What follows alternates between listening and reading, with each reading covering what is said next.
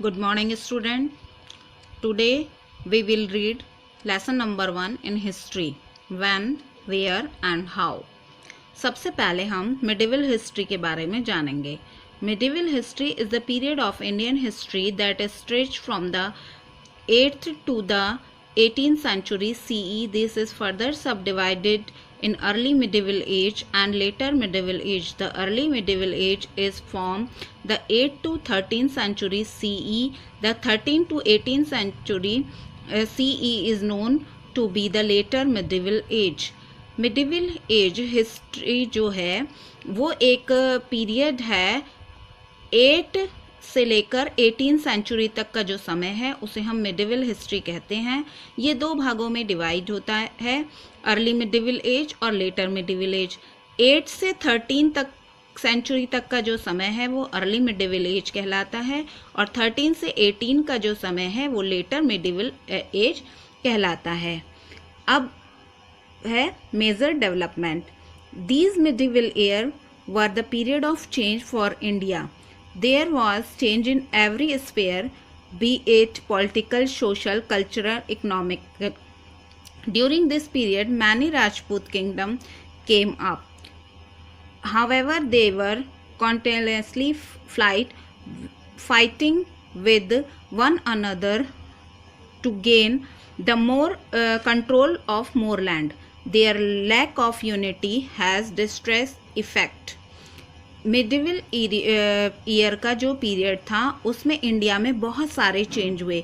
हर तरह से political, social, culture और इकोनॉमिक हर तरह से उसमें चारों तरफ से चेंज हुए. इस पीरियड में राजपूत किंगडम का जन्म हुआ और ये कंटिन्यूसली फाइटिंग करते रहते थे अधिक से अधिक भूमि के लिए, लेकिन इनमें एकता की कमी के कारण इन पे इफेक्ट पड़ते रहते थे. India saw many invasions during this period. New style of art and architecture were introduced. First, the Delhi Sultanate was established. Later, the Mughals came to power. The Mughal established a large empire and introduced new administrative machinery and reforms. India's economy flourished under the Mughal. इस समय में new style के art और architect का जन्म हुआ और सबसे पहले दिल्ली सल्तनत इस्टेब्लिश हुआ और ये बाद में मुग़ल के पावर में आ गया. मुग़लों ने एक बड़े साम्राज्य की स्थापना की और उन्होंने एक नए तरीके के एडमिनिस्ट्रेटिव मशीनरी और इनको इंट्रोड्यूस किया और मुग़ल के समय में जो हमारी इकोनॉमी थी वो बहुत ही चमक गई थी. The Sufi movement was spread in India. The Sufis were tolerant to all religion and believe in love and devotion as the way to reach God. The Bhakti movement also developed. Bhakti emphasized devotion and practice above ritual.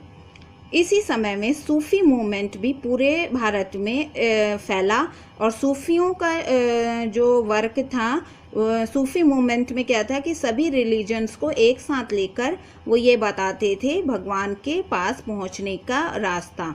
और इसी समय भक्ति movement का भी जन्म हुआ और जिन्होंने कि कर्मकांड और डिवोशन पर विशेष बल दिया. The name of India. India has been known various names in the part in ancient time. It is known as Aryavat or the land of Aryans. In Buddhism texts, it is called Jambudvip, meaning of the island of rose apple tree. It was later called Bharatvarsh. Now it is known as Hindustan or Bharat or India. Hindustan is a Persian term which means the land of Hindus. The name of India derived from the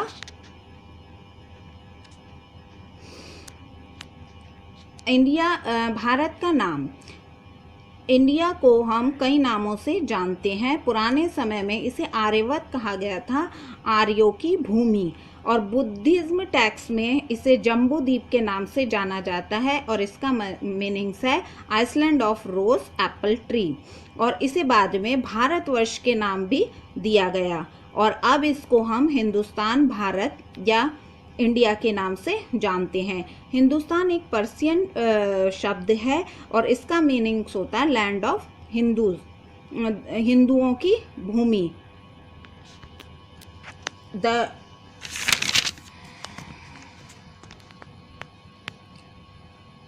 Greek word Indi. The Greek referred to India as Indi, derived from the river Indus. The ancient Chinese called it Tai Chu, meaning heavenly kingdom. The British called it India.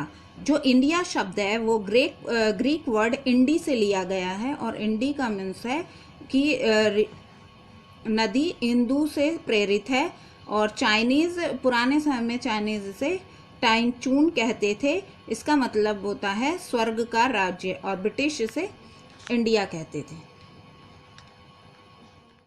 Source of medieval period. Historian collect information from different sources to reconstruct the past. Sources are of two kinds, archaeological and literary. जो इतिहासकार हैं वो different sources से past के बारे में पता लगाते हैं। यहाँ हम दो प्रकारों के बारे में पढ़ेंगे, आर्कियोलॉजिकल और लिटरेली। सबसे पहले हम पढ़ेंगे archaeological source. Archaeological conduct excavations the study and study the material found in these excavation. These study ancient building, coins, painting, inscription and sculpture. These articles provide us with value and ethnic information about ancient time. Archaeologist जो होते हैं वो खुदाई में मिली हुई चीज़ों के द्वारा हिस्ट्री के बारे में पता लगाते हैं और ये जो खुदाई में मिली चीज़ें होती हैं ये होती हैं पुराने समय की बिल्डिंग्स, सिक्के, पेंटिंग्स, खुदाई में लिखे लेख और मूर्तियाँ। इससे हमें बहुत ही वैल्यूएबल हिस्ट्री के बारे में, अपने पास्ट के बारे में पता चलता है। सबसे पहले हम पढ़ेंगे monument. Many monument were building during this period. Some of the famous one are Taj Mahal, red fort, Humayun tomb, Alai Darwaza, Qutub Minar and Jama Masjid among many others. These tell us about the aesthetic architecture skill of that time. Many Hindu temples were also built during the medieval period. Monument में होता है आपका किले या buildings. बहुत सी buildings medieval periods में बनी हैं और इसमें जो सबसे फेमस बिल्डिंग्स हैं वो ताजमहल, रेड फोर्ट यानी लाल किला, हुमायूं का मकबरा, अलाई दरवाज़ा, कुतुब मीनार और जामा मस्जिद और बहुत सी इमारतें हैं जो हमें उस समय के आर्किटेक्चर के बारे में बताती हैं। और उस समय कई सारे हिंदुओं के मंदिर भी बने थे जो मिडिवल पीरियड में, जो बहुत ही फेमस हैं और उस समय के आर्किटेक्चर को हमें बताते हैं। Painting. Most medieval kings were patron of arts. Many style of painting flourished. The crowning glory of the miniature series in the provincial Mughal work attribute to the reign of Emperor Akbar and Jahangir. The Tanjore painting of the south depicted Krishna and Shiva. They reflected the mythical source of music. Paintings. Medieval period में जो king थे वो art के बहुत शौकीन थे और उन्होंने बहुत ही स्टाइल की पेंटिंग्स बनवाई और मुग़ल पीरियड्स में तो बहुत ही सुंदर सुंदर पेंटिंग्स बनी, ख़ास तौर से अकबर और जहांगीर के समय में। तंजौर की जो पेंटिंग्स हैं साउथ में वो कृष्णा और शिवा की बहुत ही सुंदर नमूना है हमारी पेंटिंग्स का और ये रिफ्लेक्ट करते हैं काल्पनिक म्यूज़िक को रिफ्लेक्ट करते हैं। स्कल्पटर यानी कि मूर्तियाँ। A careful study of sculptures provide deep insight into Indian glorious part. The medieval period of the India witnessed a wide variety of sculpture. Stone and metals are both used for sculpture. Most of the statues in the state of Odisha show extreme delicacy of medieval Indian sculpture. The Delhi Sultanate and the Mughal brought in the Persian style of sculpture. Marbles was literally used as one of the outstanding features of Mughal sculpture. The Cholas were also great pattern of sculpture. The temple walls, ceiling made during their reign were decorated with beautiful sculpture. The Hindus and the Jain temple of Khajuraho building by the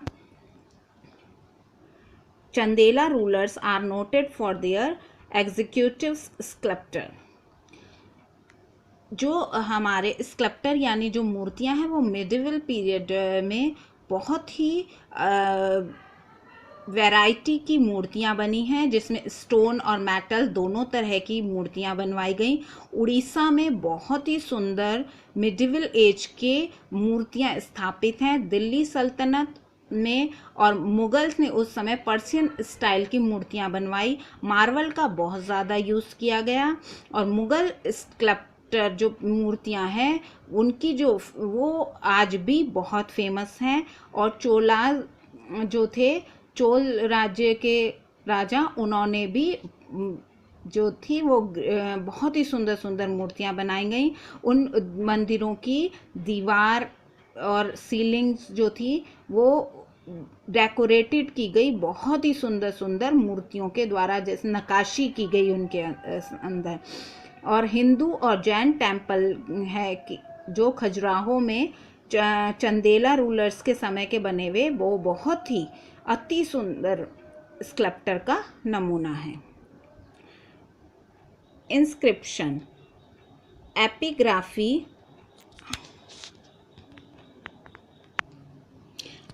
inscription. Epigraphy is the study of inscription. Epigraphic evidence from the most reliable source of history. They are engraved on stone tablets, metal plates, pillars, walls of caves, etc. The inscriptions are written in various languages at different places and period of time. Some inscription give detail is about the political and religious activity of that time. Other are official, commemorative and historical. Epigraphy यानी कि पुरालेख की जो पुरालेख जो है वो inscription की एक study है। पुरालेखों में जो है कि हिस्ट्री का बहुत ही अच्छा सोर्स हमें मिलता है। और ये चीज़ें जो पुरालेख हैं ये पुराने समय में पत्थरों पर या मेटल प्लेट्स पर, खम्भों पर, दीवारों पर या गुफाओं में बनवाए जाते थे। और इसे डिफरेंट लैंग्वेजेस में या डिफरेंट जगह पर और कई अलग अलग पीरियड्स में भी बनाए गए हैं। और जो ये इंस्क्रिप्शन है इससे हमें उस समय के पॉलिटिकल और रिलीजन एक्टिविटी का पता चलता है। और ये हमारे ऑफिशियल भी हैं और स्मरण के आधार पर भी हैं और इतिहास में इसमें चिन्हित भी हैं। Next है coins. Coins give useful information about a kingdom, for they were usually used by its ruler. Gold, silver and copper coins tell us about the economic situation of that place in the period. Coin give us chronology information of the during which particular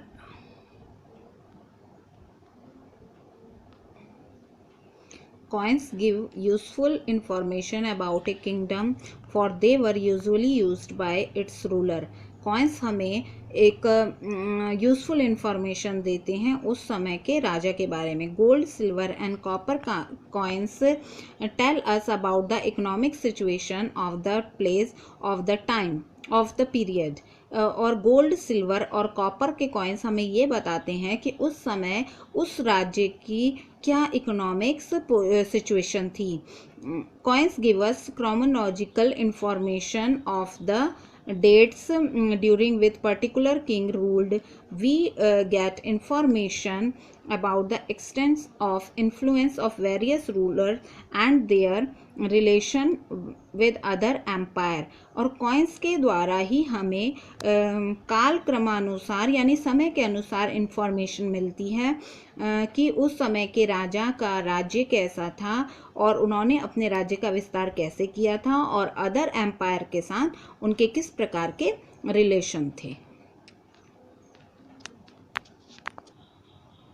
Literacy sources. These can be classified into indigenous and foreign. Literacy source को हम दो parts में divide करते हैं, indigenous and foreign. Indigenous literature. Kings court poet and scholar were wrote extensively of almost every subject. Their work may be treated or a source of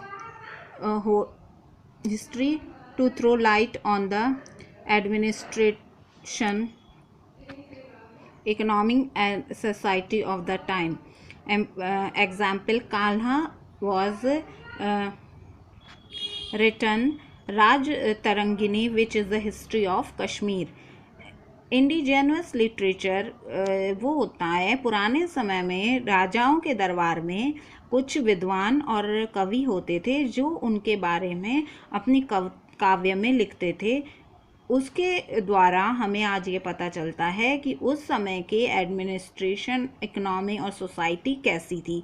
जैसे example है कि काल्हा ने एक बुक लिखी थी, राज तरंगिनी काव्य लिखा था और उस काव्य में कश्मीर की हिस्ट्री के बारे में वर्णन किया है. ऐसे ही कई और पोएट हुए हैं जिन्होंने कई राजाओं के बारे में लिखा है. नेक्स्ट है आपका foreign literature. Traveller from abroad give us interesting information regarding the political, social and economic condition in the medieval India. जो ट्रैवलर्स यानी यात्री थे, दूसरे देश के लोग जो हमारे देश में घूमने के लिए आए, उन्होंने बहुत ही इंटरेस्टिंग इन्फॉर्मेशन लिखी हुई है उस समय की हमारे देश के पॉलिटिकल, सोशल और इकोनॉमिक कंडीशन के बारे में. एग्जाम्पल कि Marco Polo was a Vatican travel. He visit South India and he has much tell to about the custom and life style of the foreign. His book is a valuable source of information on the economic history of India. Marco Polo एक traveller थे और वो south India में उन्होंने यात्रा की और उन्होंने उस समय हमारे देश में जो रीति रिवाज और वहाँ का जो लाइफ स्टाइल था उसके बारे में अपनी बुक में लिखा. और उनकी द्वारा लिखी गई यह बुक एक बहुत ही कीमती सोर्स है उस समय की भारत के इतिहास में. Okay student, this chapter is finished. Have a good day.